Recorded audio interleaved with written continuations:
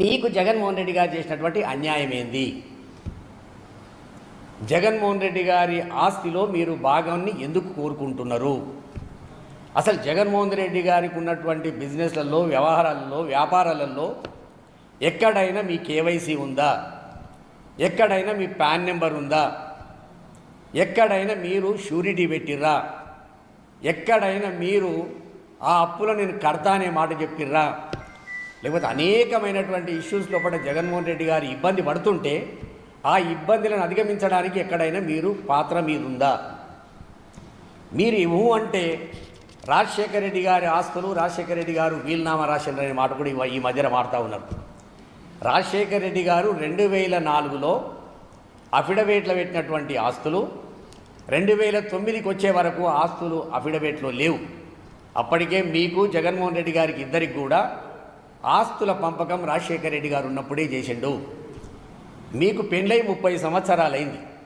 30 సంవత్సరాలు మీకు జగన్మోహన్ రెడ్డి గారికి ఇంచుమించు 29-30 సంవత్సరాలు అయితే పెళ్ళైన 30 సంవత్సరాల తర్వాత కూడా మీరు జగన్మోహన్ రెడ్డి గారి సొంత ఆస్తిలో భాగస్వామ్యం కావాలని చెప్పి చంద్రబాబు నాయుడు చేతిలో కీలుబొమ్మై, చంద్రబాబు నాయుడు ఎప్పుడు ఉటో అంటే ఉటో, బయటో అంటే బయటో, అమెరికాలో ఉంటే కూడా నిన్ను పిలిపించి ప్రెస్ కాన్ఫరెన్స్ పెట్టే పరిస్థితికి దిగజారినవంటే ఎందుకు ఇంతగా దిగజారవలసినటువంటి అవసరం వచ్చింది? షర్మిలమ్మ గారు, మీకు రాజశేఖర రెడ్డి గారు ఉన్నప్పుడే మీకు ఇచ్చినటువంటి ఆస్తులు ఒక్కసారి నేను తెలుగు ప్రజలకు తెలియవలసిన అవసరం ఉంది. తెలుగు ప్రజలను కన్ఫ్యూజ్ చేయవలసినటువంటి అవసరం లేదు. మనం తెలుగు ప్రజల గుండెల్లో రాజశేఖర రెడ్డి గారు, రాజశేఖర రెడ్డి గారి కుటుంబం, వైఎస్ జగన్మోహన్ రెడ్డి గారు పదిలంగా ఉన్నారు. వాళ్ళు బాధపడొద్దని చెప్పి ఇవాళ ఈ షర్మిలమ్మ మాట్లాడుతున్నటువంటి అబద్ధాలను ప్రజల ముందు ఉంచడానికి ఈ ప్రెస్ కాన్ఫరెన్స్ పెట్టడం జరిగింది. హైదరాబాద్లో బంజారాహిల్స్లో ఉన్నటువంటి రోడ్ నెంబర్ 2లో ఇంటిని నీకే ఇచ్చిండు కదా రాజశేఖర రెడ్డి గారు. ఇడుపులపాయలో 51 ఎకరా భూమి మీకే ఇచ్చిండు కదా. 15 మెగావాట్లు ఉన్నటువంటి SRS hydro project, small hydro project మీకే ఇచ్చిండు కదా. స్వస్తిక్ పవర్ హైడ్రో ప్రాజెక్టు మీకే ఇచ్చిండు కదా. అందులో ఉన్నటువంటి 22.5% షేర్లు కూడా మీకే ఉన్నాయి కదా. విజయవాడలో ఉన్నటువంటి యువరాజ్ థియేటర్లో 35% షేర్లు మీకే ఇచ్చిండు కదా. పులివెందులలో ఉన్నటువంటి 7.6 ఎకరాల భూమిని మీకే ఇచ్చిండు కదా. విజయలక్ష్మి మినరల్స్ అండ్ ట్రేడింగ్ కంపెనీలో 100% వాటా మీకే ఇచ్చిండు. ఇవన్నీ కూడా రాజశేఖర రెడ్డి గారు సంపాదించినటువంటి ఆస్తులలో మీ ఇద్దరికి భాగస్వాములుగా ఉన్నారని చెప్పి ఇచ్చిన మాట వాస్తవం. మీరు లోపాయికారిగా వైఎస్ విజయమ్మ గారికి జగన్మోహన్ రెడ్డి గారు ఒక ఎంఓయూ రాసిస్తే ఆ ఎంఓయూ రాసినటువంటి దానికి మీరు లెటర్ రాసి ఆ లెటర్ను మొట్టమొదట చంద్రబాబు నాయుడుకు పంపినవే. ఎక్కడ ఉంది నీ కృతజ్ఞత? జగన్మోహన్ రెడ్డి గారు 2019 నుంచి 2024 వరకు నీవు ఎలక్షన్ అఫిడవిట్ కడపలో డిపాజిట్ రాకుండా ఓడిపోయిన టైం వరకు నీవు అఫిడవిట్లో పెట్టింది జగన్మోహన్ రెడ్డి గారి కుటుంబం, అంటే జగన్మోహన్ రెడ్డి గారు కావచ్చు, వైఎస్ భారతమ్మ గారు కావచ్చు, వాళ్ళ కూతుర్లు కావచ్చు, వాళ్ళకున్నటువంటి కంపెనీల నుండి నీకు 236 కోట్లు ఇచ్చిన మాట వాస్తవమా కాదా? ఇది నీ అఫిడవిట్లో పెట్టినావు.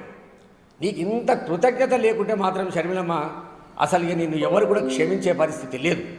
ఇంకా చాలా విషయాలని నేను చాలా రోజుల నుంచి షర్మిలమ్మ గారు మాట్లాడుతుంటే ఎందుకు మనం మాట్లాడాలి, ఆంధ్రప్రదేశ్కి పోయింది, ఆమెంతలా ఆమె పార్టీని నడిపించుకుంటుంది, కాంగ్రెస్ పార్టీ గురించి మాట్లాడుతుంది అనుకుంటే ఎక్కడ చూసినా జగన్మోహన్ రెడ్డి గారి మీద బట్టగాల్సి మీద వేసే ప్రయత్నమే చేస్తాం.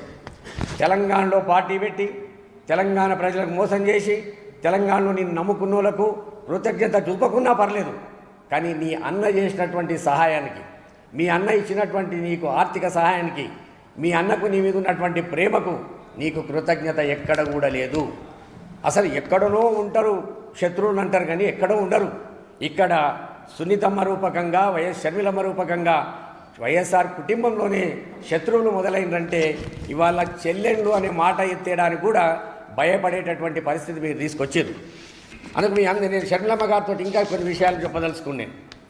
అమ్మ, ఇవాళ కూడా మాట్లాడుతున్నావు, అంతకుముందు ఎలక్షన్లలో మాట్లాడినావు, గొడ్డలి గొడ్డలి గొడ్డలి, వివేకమన్నా అని ఏదో మాట్లాడుకుంటూ వచ్చినావు. ఇవాళ నేను సూటిగా నిన్ను అడుగుతా ఉన్నాను, వైఎస్ అవినాష్ రెడ్డి గారు పెట్టినటువంటి ప్రెస్ మొన్న మాట్లాడినటువంటి మాటలకు మీరు కానీ లేక మీ అక్క సునీతారెడ్డి గారు కానీ జవాబిచ్చే పరిస్థితి ఉన్నదా? లేదు, వాటికి జవాబు చెప్పరు. మళ్ళీ వాళ్ళు ఎక్కడో ప్రెస్ మీట్ ఏదో మాట్లాడుతున్నట్టుంది. అది ఒడిసిపోయిన కథ. సుప్రీంకోర్టు చెప్పింది, హైకోర్టు చెప్పింది, సిబిఐ చెప్పింది. ఇక దీంట్లో విచారణ చేసేది ఏం లేదు, ట్రయల్స్ మాత్రమే ఉన్నాయనే మాట చెప్తా ఉన్నారు. ఏ కోణంలో అయితే అది న్యాయం జరగాలనో, ఏ కోణంలో అయితే కేసు కొట్టాడాలనో, ఏ కోణంలో అయితే విచారణ జరగాలనో ఆ కోణంలో జరగలేదని చెప్పి వైఎస్ అవినాష్ రెడ్డి గారు చెప్తే దానికి జవాబు చెప్పే పరిస్థితి మీ దగ్గర లేదు. అసలు 30 ఏళ్ల తర్వాత, పెళ్ళై 30 ఏళ్ల తర్వాత కూడా నువ్వు ఆస్తుల గురించి అన్న మీద బట్టగాల్చి మీదేసే ప్రయత్నం చేస్తున్నావు చంద్రబాబు నాయుడు గారి మాటలు పట్టుకోనంటే మీకు ఒక్కటి అర్థమైతే లేదు. ఆ కుటుంబాన్ని ప్రేమించే వ్యక్తిగా నేను చెప్తా ఉన్నా, నిన్ను మీ సునీతను నట్టేట ముంచుతాడు చంద్రబాబు నాయుడు. ఒకసారి వెన్నుపోటు పొడిచి ముఖ్యమంత్రి అయినా 3 సార్లు ఆ అబద్ధాల పునాదుల మీద ముఖ్యమంత్రి అయినటువంటి వ్యక్తి ఆయన. అందుకు మీరేం కొత్త కాదు, మిమ్మల్ని ఉంచడం ఆయనకేం పెద్ద ఇబ్బంది కాదు. దయచేసి మీ ఇద్దరికి చెప్తా ఉన్నా, ఆయన చేతిలో కీలుబొమ్మ అనుకున్నా నేను మొన్నటి వరకు, ఆయన మాట్లాడిందే మాట్లాడిస్తానని అనుకున్నా నేను మొన్నటి వరకు. కానీ ఇప్పుడు అట్లా లేదు. ఆ తెలుగుదేశం పార్టీ ఆఫీసులో ఏదైతే మాట్లాడతారో అధికార ప్రతినిధులు, ఆ మాటలే నీ నోటి నుండి సునీత నోటి నుండి బయటకు వస్తున్నాయి. అంటే మీరు కండువ కప్పుకున్నటువంటి సైకిల్ పార్టీకి సంబంధించిన వ్యక్తులుగా తెలుగు ప్రజలకు అర్థమైపోయింది. ఇప్పటికైనా నీకొక్క మాట చెప్పిండు, షేర్ల విషయానికి వస్తే నీకు ఏదైతే సరస్వతికి సంబంధించిన షేర్లు, ఆ షేర్ల విషయానికి వస్తే విజయమ్మ గారితో ఎంఓయూ రాస్తే మీరు ఆ రోజు ఏం తమాషా చేసిరు? దొంగ సర్టిఫికెట్లు పోయినాయని చెప్పి పోలీసు కేసు పెట్టి ఆ కేసు ద్వారా మీరు కొనకొచ్చే వరకల్లా కోర్టుకు పోయే పరిస్థితికి తీసుకొచ్చిర్రే. జగన్మోహన్ రెడ్డి గారికి ఇబ్బంది పాల్గొనేటటువంటి పరిస్థితి తీసుకొచ్చారంటే నీకు సస్సేమిరా అసలు కృతజ్ఞతకు అర్థమే నీకు తెలియదు. 230 కోట్లు ఇచ్చినటువంటి అన్న మీద నువ్వు ఎదురుదాడి చేస్తున్నావంటే నాయన ఇచ్చినట్టు ఆస్తులను నీ కింద పెట్టుకొని ఇంకోటి నేను సూటిగా అడగదలుచుకున్నాను. అమ్మా, నీకున్నటువంటి కంపెనీలు నీకున్నాయి, జగన్మోహన్ రెడ్డి గారికి ఉన్నటువంటి కంపెనీలు జగన్మోహన్ రెడ్డి గారికి ఉన్నాయి. జగన్మోహన్ రెడ్డి గారి కంపెనీలలో నీ భాగస్వామ్యం లేదు. నిన్నే రోజన్నా నీకున్నటువంటి ఆస్తులలో జగన్మోహన్ రెడ్డి గారు ఈ సమెత్తు నాకు కావాలని అడిగిండా? నువ్వు ఇవాళ ఎందుకు అడుగుతున్నావు? అసలు నీకు ఏం హక్కు ఉంది? రాజశేఖర రెడ్డి గారు ఇచ్చినటువంటి ఆస్తులు మొత్తం 2009 లోపటినే మీకు భాగస్వాములు చేసినటువంటి మాట వాస్తవము. ఇవాళ నీవు చంద్రబాబు నాయుడు చేతిలో కీలుబొమ్మగా మారి జగన్మోహన్ రెడ్డి గారి మీద ఎప్పుడు అవకాశం వస్తే, ఎప్పుడు చంద్రబాబు నాయుడు చెప్తే అప్పుడు ఒంటికాల మీద లేచి పనికిరాని మాటలు మాట్లాడి నీ విలువని నువ్వు చెడగొట్టుకుంటున్నావు. దయచేసి ఇప్పటికున్న రాజశేఖర రెడ్డి గారి వీరభక్తునిగా, రాజశేఖర రెడ్డి గారి కుటుంబాన్ని ప్రేమించే వ్యక్తిగా చెప్తున్నా, ఇది ఆస్తుల పంచాయతీ కాదు. నీకు ఆస్తుల్లో ఎక్కడ భాగస్వామ్యం లేదు. అది జగన్మోహన్ రెడ్డి గారు సంపాదించుకున్నటువంటి ఆస్తులు. రాజశేఖర రెడ్డి గారు సంపాదించినటువంటి ఆస్తులు 2009 కంటే ముందే ఇద్దరికి, జగన్మోహన్ రెడ్డి గారికి నీకు పంపకం జరిగింది.